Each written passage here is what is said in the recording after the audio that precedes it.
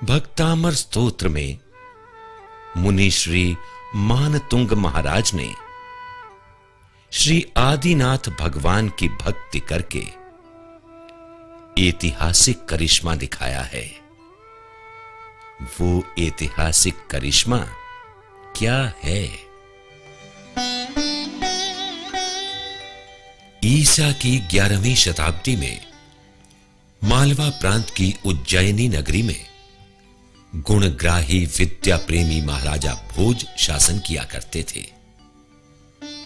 महाराजा भोज की राजसभा में कवि रत्न कालिदास और ब्राह्मण विद्वान वर रुचि उच्च कोटि के विद्वान सभासद थे। एक दिन नगर सेठ सुदत्त जी अपने प्रिय सुपुत्र मनोहर को साथ लेकर राजसभा में पधारे। महाराजा भोज ने उनका सहर्ष स्वागत किया। बालक के आकर्षक बुद्धि कौशल से प्रभावित होकर महाराज ने प्रश्न किया, सेठ जी, आपका यह बालक क्या अध्ययन कर रहा है?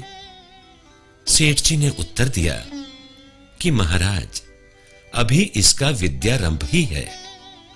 इसने केवल सयाद्वाद विद्या पारंगत महाकवि श्री धनंजय द्वारा रचित नाम माला के श्लोक ही कंठस्थ किए हैं। विचारशील राजा भोज बोले, वास्तव में महाकवि धनंजय जैसे विद्वानों से ही हमारी नगरी धन्य है। वे संस्कृत साहित्य की अलौकिक निधि हैं। इन जैसे विद्वान ही हमारे संस्कृत साहित्य के प्रचार एवं प्रसार कार्यक्रम को सफलीभूत कर सकेंगे। कालिदास सभा में उपस्थित थे। उनका जैन धर्मावलंबियों से तो स्वाभाविक द्वेष था ही, किंतु महाकवि धनंजय जी से तो और भी विशेष द्वेष था। प्रतिद्वंद्वी से बदला लेने का उचित समय देखकर बोले, राजन, उस वणिक धनंजय की बात तो छोड़ो, उसके गुरु मानतुंग को ही बुलवाकर हमसे शास्त्रार्थ करवा लीजिए। आपको विद्वान की परीक्षा हो जाएगी। शास्त्रार्थ कौतूहल देखने के उद्देश्य से महाराजा भोज ने महर्षि मानतुंग के निकट अपना दूत भेज दिया। दूत ने नगर उद्यान में विराजमान सौम्य मूर्ति से अपने स्वामी का संदेश निवेदन किया कि भगवान, मालवाधीश महाराजा भोज ने आपकी ख्याति सुनकर आपके दर्शनों की अभिलाषा प्रकट की है और आपको राजसभा में बुलाया है। अतः कृपा करके चलिए। राग द्वेष परित्यागी मुनिराज ने उत्तर दिया कि भाई, राजद्वार से हमें क्या प्रयोजन है? हम खेती तथा वाणिज्य नहीं करते और न किसी प्रकार की याचना ही करते हैं। फिर राजा हमें क्यों बुलाएगा? बेचारा दूत हताश होकर लौट आया तथा मुनिराज ने जो उत्तर दिया वो राजा को बता दिया। इस पर भी महाराजा भोज निराश न हुए और उन्होंने मुनिराज को विनम्रता के साथ ले आने के लिए पुनः सेवक भेजे। फिर भी मुनिश्री नहीं आए। इस प्रकार 4 बार दूत मुनिश्री को लेने गया, परंतु निराशा ही हाथ आई। अब कालिदास जी के उकसाने से क्रोधावेश में राजा ने जिस तरह भी संभव हो सके मुनिराज को पकड़कर लाने की आज्ञा दे दी।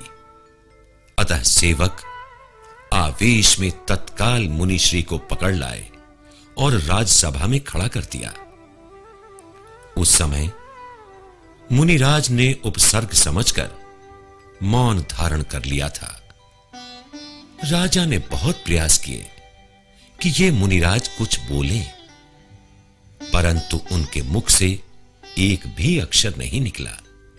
तब कालिदास तथा अन्य विद्वेषी लोग बोले कि महाराज, ये महामूर्ख कर्नाटक देश से निकाला हुआ यहां आकर रह रहा है और ये राज्यसभा एवं विद्वत परिषद को देखकर भयभीत हो रहा है। इस पर बहुत से श्रद्धालुओं ने मुनि श्री से विनीत भाव से निवेदन किया कि आप संत हैं, महाविद्वान हैं, इस समय आपको कुछ धर्मोपदेश देना चाहिए। परंतु वे धीर वीर मुनिराज सुमेरु की तरह निष्कंप हो गए। समस्त जन समुदाय के प्रयास निरर्थक रहे। इस पर राजा भोज ने क्रोधावेश में आकर आदेश दिया कि इनको मजबूत लोहे की सांकलों से बांधकर 48 कोठरियों के भीतर बंदी गृह में बंदी बनाकर मजबूत ताले लगा दिए जाएं तथा पहरेदार भी बिठा दिए जाएं। सारी उज्जैनी नगरी में हाहाकार मच गया। मानतुंगाचार्य लगातार 3 दिन और रात अर्थात 75 घंटे बंदी गृह में कायोत्सर्ग मुद्रा में ध्यानस्थ हो गए।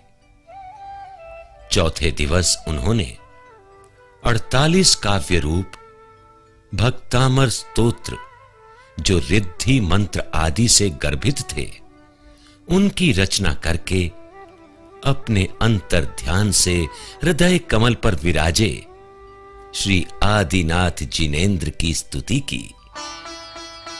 ज्यों ही स्तोत्र पूर्ण हुआ, त्यों ही हथकड़ी, बीड़ी और समस्त ताले टूट गए और खट खट बंदी गृह के पट खुल गए।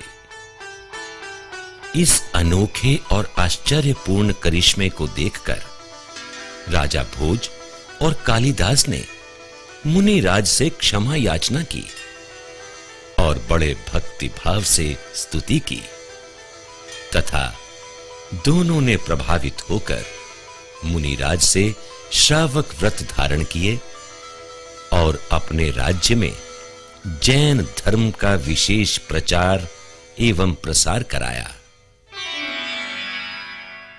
उक्त करिश्मे को सुंदर, संगीतमय एवं मनोहारी रचना के माध्यम से आपके सामने प्रस्तुत किया जा रहा है।